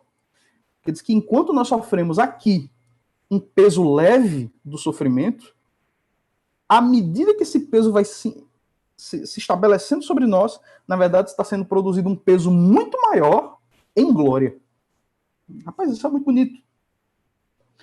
Verso 18. Assim, fixamos os olhos não naquilo que se vê, mas no que não se vê. Pois o que se vê é transitório, mas o que não se vê é eterno. Preste bem atenção no texto. Paulo está dizendo que só é possível, aqui é o texto que fecha essa perícope desses 3 versos que nós lemos, é quem vai dar sentido aos 2 versos de cima. Como é possível o homem interior se renovar quando o exterior se desgasta? Como é possível que o sofrimento da vida presente produza um peso de glória e isso nos conforte? Ele fala aqui, por que o crente fica triste, mas não se desespera? Ele fala, porque quando nós fixamos os nossos olhos, porque nós fixamos os nossos olhos não naquilo que se vê, mas naquilo que não se vê. Paulo está dizendo que só é possível para o cristão lidar com o sofrimento. Isso é um princípio, praticamente está estabelecendo um princípio para o cristão aqui. É que os nossos olhos não devem estar fixos nas coisas materiais, nas coisas que são palpáveis aqui. Tem muita gente que estabelece como eu posso dizer assim, a integridade da sua vida, a estabilização da sua vida em coisas desse mundo. O cara está feliz quando? Ele está feliz quando ele está empregado. Como é que ele está feliz? Ele está feliz, bem casado, com seus filhos bem criados. Ele está feliz quando está com a família completa. Como é que ele está feliz? Ele está feliz quando os investimentos dele estão rendendo bem lá na bolsa, no Tesouro Direto, seja lá onde for. É que ele está feliz? Ele está feliz quando todo mundo gosta dele, quando ele não tem inimizade com ninguém. Qual o problema de nós, apesar dessas coisas serem coisas boas, mas qual o problema de nós fixarmos os olhos nas coisas que nós vemos? Paulo diz, porque o que se vê é transitório. O que significa que algo é transitório? É porque ela tem começo, mas ela também tem fim. Ela pode ter fim. Casamento é uma ótima coisa. Uma instituição divina. Mas no mundo de pecado que nós vivemos, nós estamos sujeitos ao rompimento do laço. Embora essa não seja a vontade de Deus, não seja o ideal de Deus. Não seja o que nós devemos procurar. Vocês concordam que é possível? O divórcio hoje, a separação, o adultério, eles são possibilidades lógicas do mundo que a gente vive? Todos nós estamos sujeitos a passar por isso, talvez. E qual o problema de você fixar toda a sua felicidade e razões, propósitos, significado de vida no teu casamento? É porque ele pode acabar. Ele pode ser transitório. E se ele acabar? Aí é aqueles caras que, aqui pelo menos em Natal, né, os que estiverem nos assistindo aqui, que são daqui, eu tive um professor que teve problemas no casamento. E quando ele já tinha alguns problemas de depressão, e quando ele perdeu a esposa foi embora, levou os filhos, calmamente, entrou no seu carro, saiu do Parnamirim, se dirigiu aqui a ponte Newton Navarro, desceu do carro, desligou, olhar, e deu cabo da sua própria vida. Ele não suportou a ideia do casamento dele ter acabado. Ele viu que não tinha mais razão, não tinha mais propósito, não tinha mais significado continuar vivendo. Outros fazem isso com o trabalho. Eles estão firmes, estão tranquilos enquanto eles estão trabalhando, enquanto eles têm um rendimento. Eles não acreditam que, na verdade, né, teoricamente talvez até sim, mas na prática eles não acreditam que é Deus quem traz o sustento. Eles acreditam que o sustento está no salário. O sustento está na estabilidade do seu trabalho. E aí o que acontece quando perde o emprego? Não sei se vocês já leram o que aconteceu quando houve a quebra da Bolsa de Nova York. A quantidade de empresários, de investidores da Bolsa que tiraram sua própria vida depois. Porque no momento de milionários passaram para pessoas que não tinham absolutamente nada. Naquele momento perderam a razão, o sentido da vida. E decidiram dar cabo da sua vida. Por quê? Porque as suas esperanças, o seu propósito, o seu significado, a sua razão de viver estavam alicerçados em algo que era transitório. Tudo alicerçado em algo que pode ser transitório. Por isso que nenhum dos aspectos físicos da vida eles podem ser o sustento da nossa fé, onde nós fixamos os nossos olhos. Até mesmo as coisas... Isso é um princípio da idolatria. O que é idolatria? Quando você pega uma coisa criada, boa, feita por Deus, né, que em si é boa, e aí você transforma num ídolo, e pronto. Aquela coisa se transformou mal, em uma coisa má para você. Embora ela seja essencialmente boa, criada por Deus. Por isso que eu fiz questão de dar o exemplo da família, do casamento, por exemplo. É uma coisa boa, essencialmente boa, criada por Deus. Mas você pode transformar seu casamento num ídolo e perverter o seu significado na sua vida. Paulo diz, olha, nós conseguimos renovar o homem interior à medida que o exterior se deteriora. Nós conseguimos nos consolar no desenvolvimento do peso de glória enquanto nós sofremos aqui de forma leve ou momentânea. Por quê? Porque os nossos olhos não estão fixos nas coisas transitórias desse mundo, nos aspectos práticos, materiais desse mundo. E, na verdade, os olhos estão fixos naquilo que não se vê. As maiores promessas de Deus nas Escrituras, as que ainda estão por se cumprir, né, porque a maior de todas elas já se cumpriu, né, que foi Cristo. Mas das que ainda estão por se cumprir são coisas que nós não conseguimos ver. Você não consegue ver as maçãs celestiais. Você não consegue ver o chão de ouro. Você não consegue ver o mar de cristal. Você não consegue ver essas coisas. A gente caminha de forma que nós não conseguimos enxergar. Na verdade, o caminho do cristão tem que ser como aquela música que a gente cantava do CD Jovem há um tempo atrás, né, com os pés na terra e os olhos no céu. A gente continua caminhando nesse mundo, mas os nossos olhos estão fixos em outro lugar. A nossa esperança está fixa em outro lugar. Isso é interessante. Aí Paulo encerra dizendo que o que não se vê é eterno. Por que a gente se fixa nas coisas que a gente não consegue ver? Porque aquilo é eterno. E se é eterno, ela não tem o poder de causar uma ruptura em nós. Porque qual é o problema de você estudar sua felicidade, propósito, significado no trabalho? Qual o problema? É porque você pode perder o emprego. Qual o problema de estruturar toda a sua razão de viver, o seu propósito, a sua felicidade por completo? Entendo o que eu estou dizendo, por completo? No casamento. Porque no mundo de pecado, o casamento pode acabar. Né? Nesse mundo de pecado, ele pode acabar. Qual o problema de fazer isso com os nossos relacionamentos familiares? É porque assim como aconteceu comigo, pode acontecer com você. Quem esperava uma pandemia desse tipo? Ninguém esperava. Aconteceu. E o corona foi, o Covid foi, isso aí foi a vida do meu pai. E se a minha estrutura, a razão total da minha felicidade, se o meu propósito estivesse totalmente estruturado nessa arquitetura familiar, no momento que eu perdi meu pai, eu tivesse entrado no desespero total. A tristeza que eu senti tivesse se transformado em desespero e falta de esperança. Por quê? A própria vida aqui é transitória. Paulo vai falar isso aqui na abertura do capítulo 5. Nossa própria vida é transitória. Então Paulo diz, ele recomenda, fixemos os nossos olhos nas coisas não transitórias. Por quê? Porque elas são eternas. E se é eterno, não tem como se idolatrar algo eterno, porque ele nunca vai te decepcionar. Nunca vai causar ruptura no teu coração. Por isso que Deus tem que ser esse fundamento. As coisas, as promessas de Deus por vir, é que devem ser esse fundamento. Aí a gente entra no capítulo 5. Não sei quanto tempo ainda tem o pastor Jacques. Pode fazer com a mão assim quando faltam uns minutos. Senão eu me empolgo falando. Ah, tá certo, 5. No capítulo 5, acho que foi o capítulo que o pastor Jacques quis dizer, o tempo é um pouquinho maior. No capítulo 5, Paulo vai falar no tocante individual de cada pessoa. Os primeiros elementos ele está falando de coisas exteriores. Podem afetaram a nossa fé. Aqui ele vai falar em termos individuais, capítulo 5, especificamente do corpo.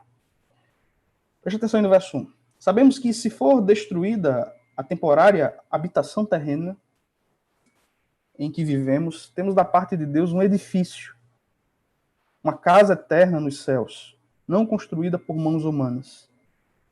Enquanto isso, gememos, desejando ser revestidos da nossa habitação celestial. Porque estando vestidos, não seremos encontrados nus. Pois enquanto estamos nesta casa, gememos e nos angustiamos, porque não queremos ser despidos, mas revestidos da nossa habitação celestial, para que aquilo que é mortal seja absorvido pela vida. Aqui muita gente tem dúvida aqui com relação à doutrina da imortalidade da alma, né? Da mortalidade da alma, sobre o que é esse desejo de Paulo de sair desse corpo. Né?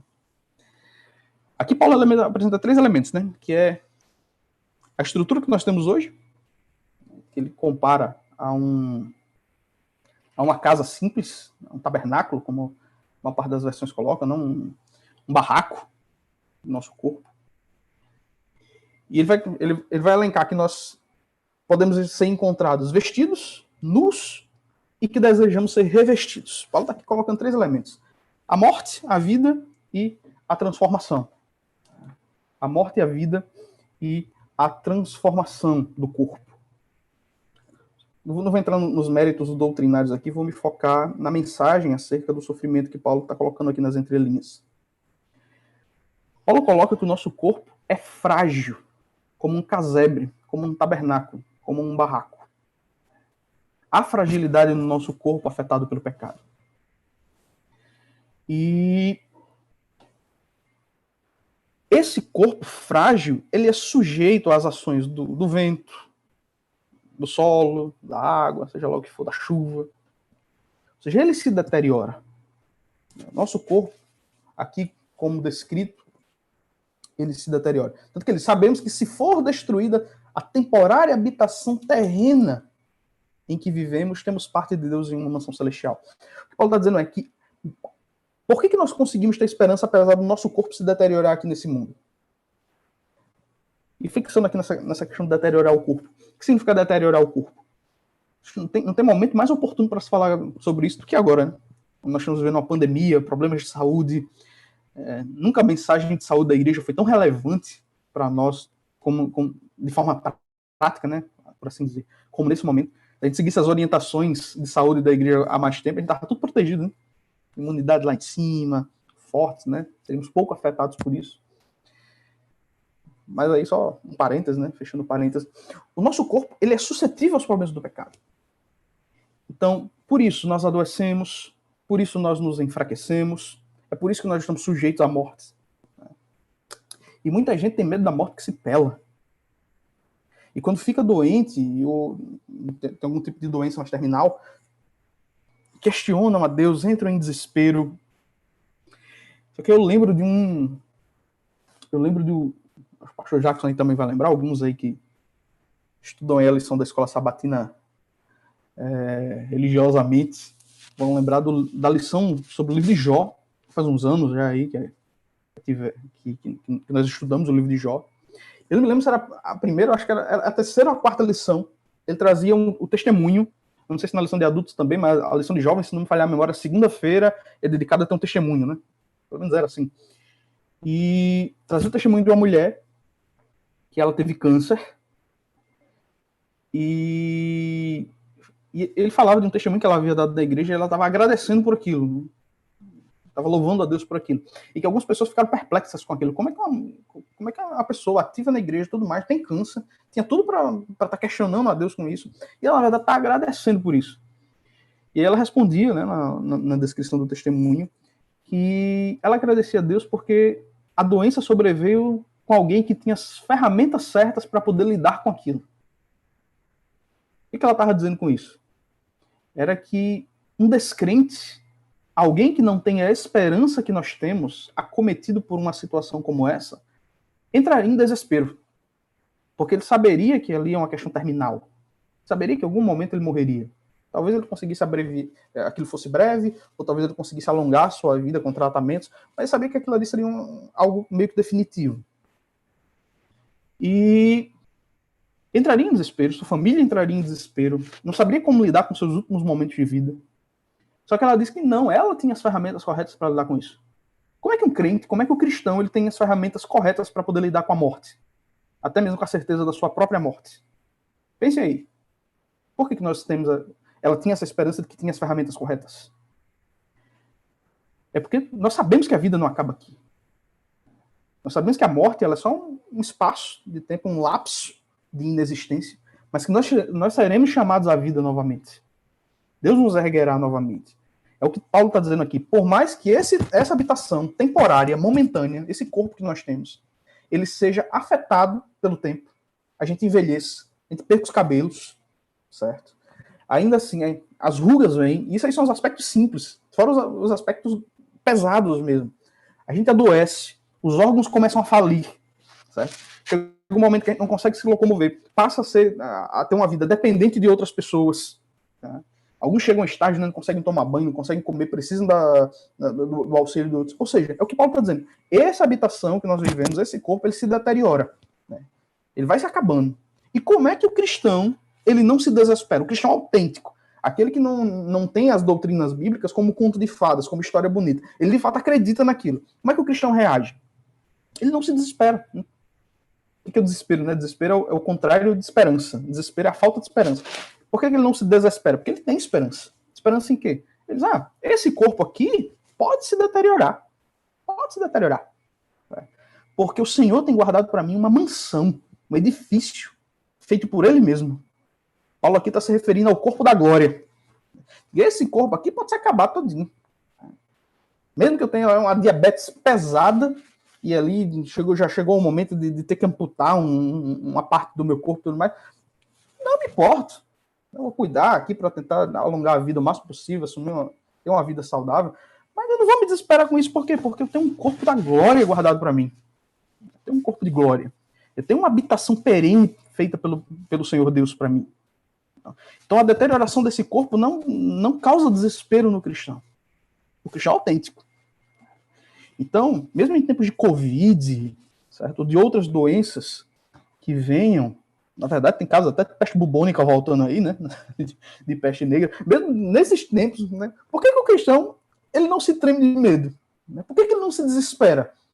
Por que ele não se agarra à sua própria vida com medo ali e fica bitolado, fica enlouquecido para poder ali guardar a sua própria vida e protegê-la a todo custo? Por que ele não vive com medo? Por que ele não entra numa paranoia? Por quê?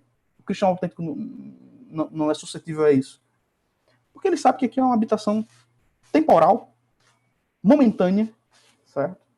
E que Deus tem um edifício, não é mais um casebre, não é mais um tabernáculo, não é mais um barraco, como Paulo está colocando.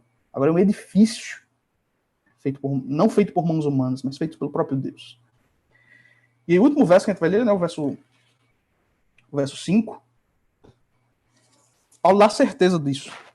Ele diz, foi Deus quem nos preparou para esse propósito, dando-nos o Espírito Santo, como garantia, como penhor do que está por vir. O Espírito Santo, a terceira pessoa da Trindade, aquele que hoje faz do nosso coração o seu trono, aquele que nos auxilia, aquele que é a presença de Cristo entre nós, aquele que representa Cristo entre nós, enquanto Cristo oficia o Santo dos Santos pelos nossos pecados diante do Pai. É o Espírito que é a garantia dada por Deus. Vocês já foram do tempo aí, das casas de penhores, né? Você ia lá, pegava dinheiro emprestado, deixava alguma coisa como garantia que você ia voltar para pagar a dívida. Parece que Deus ele encarou, segundo o apóstolo Paulo, essas promessas que ele faz para nós como uma dívida que ele tem conosco. Esse exemplo aqui, no versículo 5, ele ilustra como uma dívida. A promessa do céu, a promessa das habitações celestes, a promessa de um novo corpo, Deus encarou como dívidas. Ele diz, eu deixei uma garantia para vocês de que eu vou pagar essa dívida aí, eu vou cumprir essa promessa. Porque ele nos deu o Espírito. Então, enquanto o Espírito estiver conosco, é a garantia, o selo, o penhor de Deus de que ele vai cumprir as suas promessas. O Espírito conosco é a garantia de que ele cumprirá as suas promessas. Então é por isso que nós não nos desesperamos como cristãos. O cristianismo é que tem a melhor mensagem, a mensagem mais sucinta para o problema do sofrimento. que nós precisamos é acreditar nela de verdade. Essa é uma pergunta que eu quero deixar para que você reflita nesse sábado. Você acredita de fato, de verdade, nas promessas divinas? Você acredita de verdade? Você acredita de verdade no céu? Você acredita que haverá de fato uma cidade com ruas de ouro, com casas maravilhosas preparadas pelo Senhor? Aquela promessa que Cristo fez lá em João capítulo 14. Vou preparar-vos lugar, e quando eu for e vos preparar lugar, voltarei e vos receberei para mim mesmo, para que onde eu estou, estejais vós também. Vocês acreditam nisso de verdade? Vocês acreditam que Cristo foi e ele vai voltar? Você acredita? Você acredita que enquanto ele está lá, ele está preparando moradas para nós? Você acredita nisso mesmo de verdade? Você acredita que ele vai voltar? Ei, o pastor está levantando a mão. Eu acredito. Você acredita de verdade que ele vai voltar para nos buscar? Você acredita de verdade que esse corpo aqui é temporário? E que ele vai nos dar um corpo da glória semelhante ao seu da ressurreição? Você acredita de verdade nisso? Você acredita que vai reencontrar os queridos que foram ceifados pelo pecado nessa vida? Eu acredito que vou reencontrar meu pai. Foi isso que eu disse para o médico lá, quando eu fui chamado lá no hospital de campanha. O médico falou, descreveu tudo aquilo. No final ele deu a notícia do óbito. Eu ali me mantive, né? Não me desesperei na hora. Eu vi que o médico estava, de certa forma, emocionado. Eu falei para ele, olha, quando eu reencontrar o meu pai, tenho certeza que ele vai dizer que o senhor cuidou bem dele. Tenho certeza que ele vai dizer que o senhor reencontrou bem. Quando eu reencontrá-lo, ele vai dizer que aquele médico lá, que o doutor Rodrigo, cuidou muito bem dele.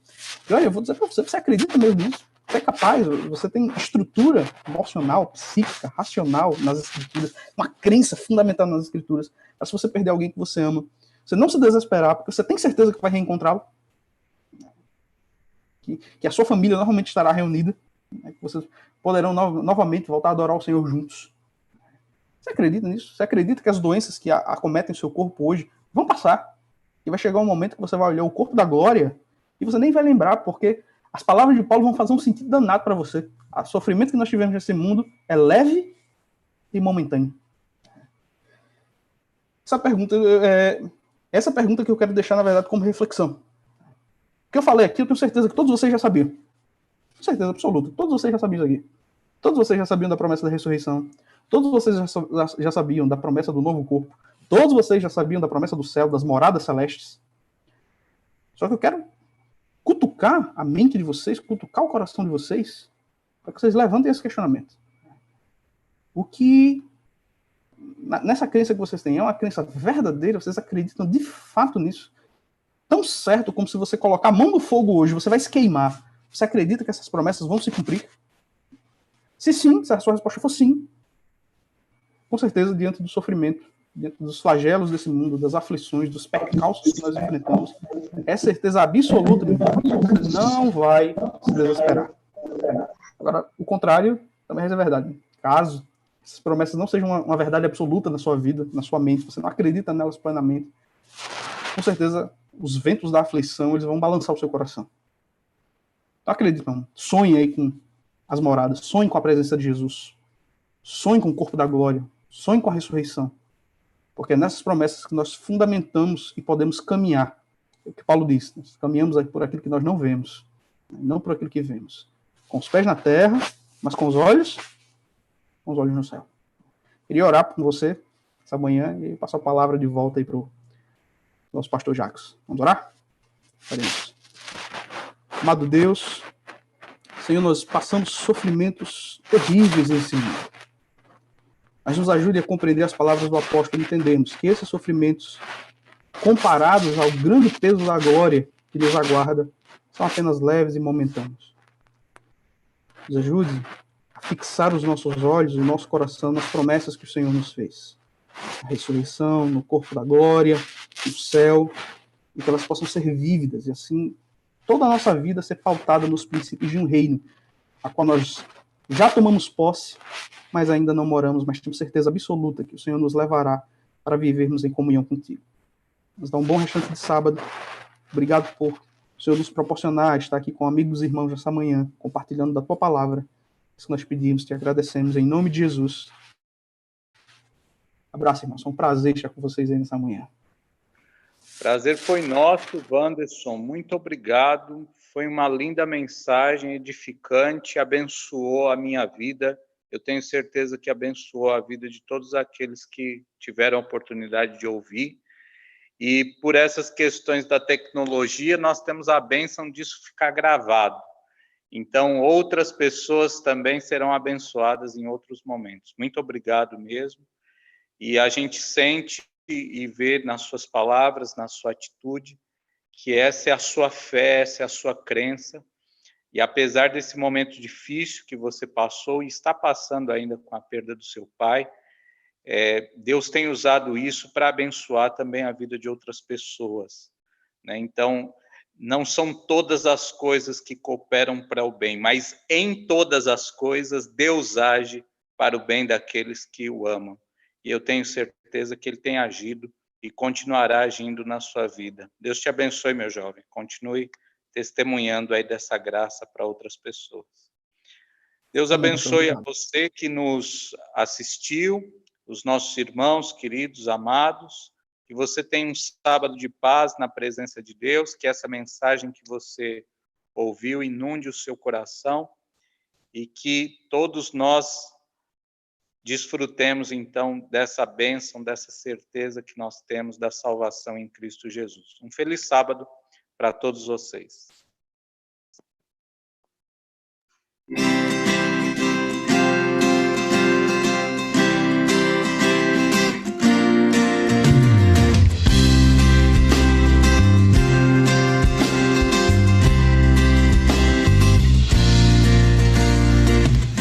Senhor, em mim habitar, pois quero ser templo teu. Quando eu sair deste lugar, que Jesus permaneça em mim. Permaneça